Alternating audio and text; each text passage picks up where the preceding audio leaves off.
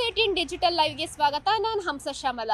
ಜನರೇ, ನೀವೇನಾದ್ರೂ ಫುಡ್ ಸ್ಟ್ರೀಟ್ಗೆ ಹೋಗ್ಬಿಟ್ಟು ಕಲರ್ಫುಲ್ ಹಾಗೆ ಟೇಸ್ಟಿ ಆಗಿರುವಂತಹ ಗೋಬಿ ಮಂಚೂರಿಯನ್ನ ತಿನ್ಬೇಕು ಅನ್ಸಿದ್ರೆ ನಿಮಗೆ ಇನ್ನು ಮುಂದೆ ತಿನ್ನೋದಕ್ಕೆ ಆಗೋದಿಲ್ಲ. ಯಾಕಂತ ಹೇಳಿದ್ರೆ ರಾಜ್ಯ ಸರ್ಕಾರದಿಂದ ಬಣ್ಣ ಅಂದ್ರೆ ಕಲರ್ ಏನು ಆ್ಯಡ್ ಮಾಡ್ತಿದ್ರು ಆ ಒಂದು ಗೋಬಿ ಮಂಚೂರಿಯನ್ನ ಬ್ಯಾನ್ ಅನ್ನ ಮಾಡಲಾಗಿದೆ. ಇನ್ನು ಮುಂದೆ ಮಾಡುವಂತಹ ಗೋಬಿ ಮಂಚೂರಿಗಳಿಗೆ ಯಾವುದಕ್ಕೂ ಕೂಡ ಕಲರನ್ನು ಆ್ಯಡ್ ಮಾಡಬಾರ್ದು ಅನ್ನುವಂತಹದನ್ನ ಒಂದು ಸ್ಟ್ರಿಕ್ಟ್ ಆದೇಶವನ್ನು ಹೊರಡಿಸಿರುವಂಥದ್ದು.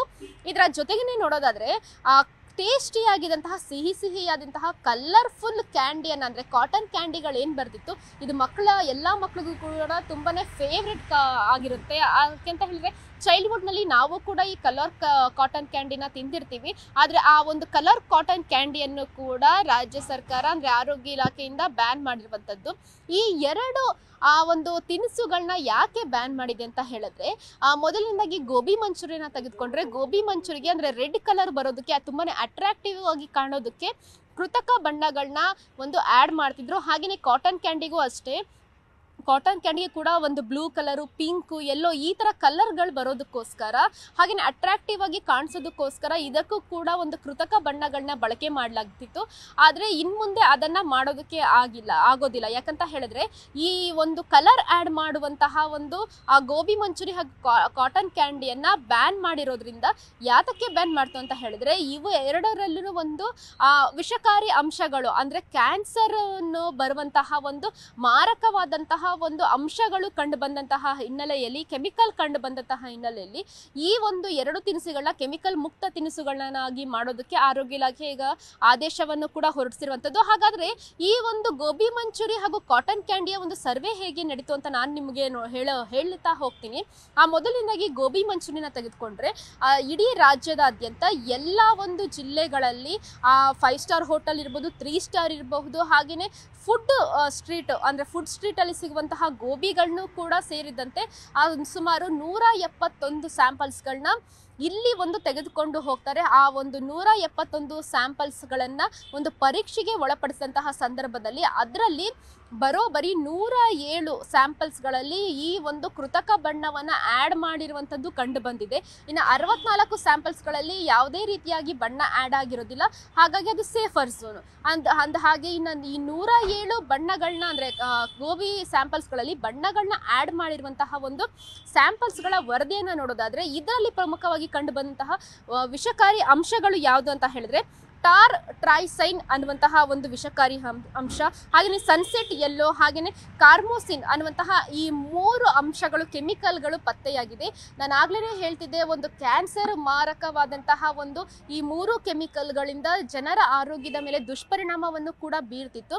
ಹೀಗಾಗಿಯೇ ಈ ಒಂದು ಕಲರ್ ಆ್ಯಡ್ ಮಾಡುವಂತಹ ಗೋಬಿಯನ್ನು ಈಗ ಸರ್ಕಾರ ಬ್ಯಾನ್ ಮಾಡಿರುವಂಥದ್ದು. ಹಾಗೆಯೇ ಇನ್ನು ನಾವು ಕಾಟನ್ ಕ್ಯಾಂಡಿಯ ಸರ್ವೆ ಹೇಗೆ ನಡೀತು ಅಂತ ನೋಡೋದಾದರೆ ಕಾಟನ್ ಕ್ಯಾಂಡಿಯ ಸರ್ವೆಯನ್ನು ಕೂಡ ಈಗ ಅನೇಕ ಮಾಲ್ಗಳಲ್ಲಿ ಕಾಟನ್ ಕ್ಯಾಂಡಿಯನ್ನು ಮಾಡ್ತಾರೆ, ಹಾಗೆ ರಸ್ತೆ ಬದಿಗಳಲ್ಲಿ ಕೂಡ ಕಾಟನ್ ಕ್ಯಾಂಡಿಯನ್ನು ಮಾಡ್ತಾರೆ. ಹಾಗೆಯೇ ಫನ್ ವರ್ಡ್ಗಳಲ್ಲಿ ಮಕ್ಕಳು ಆಟ ಆಡುವಂತಹ ಸ್ಥಳಗಳಲ್ಲಿ ಎಲ್ಲವಲ್ಲೂ ಕೂಡ ಒಂದು ಕಾಟನ್ ಕ್ಯಾಂಡಿಗಳನ್ನ ಮಾಡ್ತಾರೆ. ಅಲ್ಲಿನ ಒಂದು ಸ್ಯಾಂಪಲ್ಸ್ಗಳನ್ನ ಅಂದರೆ 25 ಸ್ಯಾಂಪಲ್ಸ್ಗಳನ್ನ ತೆಗೆದುಕೊಳ್ತಾರೆ.